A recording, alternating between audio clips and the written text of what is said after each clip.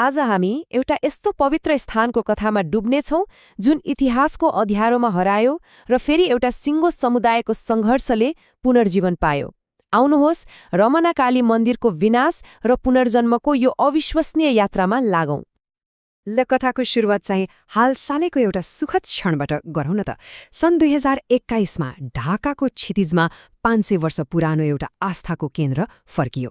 भारत सरकारको सहयोगमा रमनाकाली मन्दिरको पुनर्निर्माण सकियो र त्यसको भव्य उद्घाटन गरियो। तर यो नयाँ मन्दिरको जगमुनि एउटा पुरानो र निकै दर्दनाक कथा लुकेको छ। त्यो मौलिक, त्यो पुरानो मन्दिरको आखिर के भयो त? हो, यही प्रश्नले हामीलाई 50 वर्ष पछाडि इतिहासको एउटा त्रासदीपूर्ण रातमा फर्काउँछ। अब सुरु हुन्छ कथाको सबैभन्दा अँध्यारो अध्याय, विनाशको त्यो रात। यसले मन्दिरको इतिहासको सबैभन्दा दुःखद घटनाको लागि पृष्ठभूमि तयार पार्छ। किनकि यो मन्दिर कसरी फेरि बन्यो भनेर बुझ्नलाई पहिले यो कसरी र किन ध्वस्त भयो भनेर जान्नु एकदमै जरुरी छ। त्यसैले सन् 1971को बङ्गलादेश मुक्ति सङ्ग्रामको त्यो समयमा फर्काउँ जहाँ यो मन्दिरको आधुनिक कथा सुरु हुन्छ। घटना यति छिटो भयो कि सोच्नुस् त, मार्च 25, 1971मा पाकिस्तानी सेनाले अपरेसन सर्चलाइट सुरु गर्यो। त्यसको ठिक 2 दिनपछि मार्च 27मा सेनाले रमनाकाली मन्दिर परिसरलाई चारैतिरबाट घेरा हाल्यो र 1 घण्टा पनि बित्न नपाउँदै मन्दिरमाथि आक्रमण गरेर त्यसलाई ध्वस्त पार्यो। यो आक्रमण सिर्फ ढुङ्गा माटोको मन्दिरमा मात्र थिएन, यो त एउटा नरसंहार थियो। मन्दिरका प्रमुख पुजारी स्वामी परमानन्द गिरी लगायत त्यहाँ आश्रय लिएर बसेका 100 भन्दा बढी 100 भन्दा बढी निर्दोष मानिसहरूको हत्या गरियो। अनि मन्दिरको भौतिक विनाश पनि उत्तिकै भयानक थियो। यसको सबैभन्दा ठूलो पहिचान त्यो 120 फिट अग्लो शिखर, जुन ढाकाको एउटा चिनारी नै थियो, त्यसलाई पनि भत्काएर क्षणभरमै भग्नावशेषमा परिणत गरियो। त्यो आक्रमणले एउटा भवन मात्र भत्काएको थिएन, त्यसले त शताब्दीौं लामो इतिहास, आस्था र पहिचानलाई नै मेटाउने प्रयास गरेको थियो। अब हेरौँ वास्तवमा के गुमेको थियो र यो मन्दिरको ऐतिहासिक महत्त्व कति गहिरो थियो। रमनाकाली मन्दिर कुनै सामान्य मन्दिर थिएन। यो त भारतीय उपमहाद्वीपको सबैभन्दा प्रसिद्ध हिन्दू मन्दिरहरूमध्ये एक थियो। कतिपयले त यसको जरा 1000 वर्षभन्दा पनि पुरानो भएको मान्छन्। विनाश हुनुअघि यो पूजा गर्ने ठाउँ मात्र होइन, एउटा जीवन्त, धार्मिक, सांस्कृतिक र सामाजिक केन्द्र थियो। यसको इतिहास पनि कस्तो लामो र गौरवशाली। हेर्नुस् न, करिब 500 वर्ष अघि गोपालगिरी नामका एक भिक्षुले त्यहाँ एउटा पवित्र स्थल स्थापना गर्नुभयो। त्यसको केही शताब्दीपछि हरिचरण गिरीले मुख्य मन्दिर बनाउनुभयो र पछि ब्रिटिश कालमा भवालकी रानी बिलासमणि देवीले यसलाई पुनर्निर्माण र विस्तार गरेर झनै भव्य बनाउनुभयो। त्यो मौलिक मन्दिरको शिखर झण्डै 120 फिट अग्लो थियो, जबकि अहिलेको नयाँ मन्दिर 97 फिटको छ। सोच्नुस् त, 16औं शताब्दीमा स्थापित एउटा प्राचीन तीर्थस्थल 21औं शताब्दीमा आएर दृढता र पुनर्जीवनको प्रतीक बनेर फेरि उभिएको छ।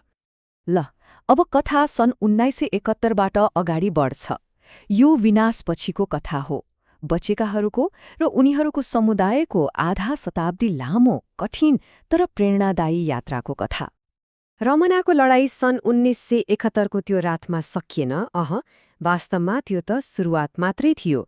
त्यो नरसंहारपछि बल्ल सुरु भयो न्याय, पहिचान र आफ्नो भूमि फिर्ता पाउने आधा शताब्दी लामो सङ्घर्ष।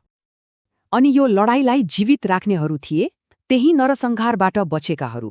सुचेता गिरी र जटालीमा जस्ता व्यक्तिहरू त्यही भग्नावशेषमा फर्किनुभयो। उहाँहरूले त्यहाँ बाँसको अस्थायी आश्रय र पूजा गर्ने ठाउँ बनाउनुभयो। बङ्गलादेशको नयाँ सरकारलाई आफ्नो पवित्र भूमि फिर्ता गर्न अपिल गर्नुभयो। तर यो यात्रा कहाँ सजिलो थियो र?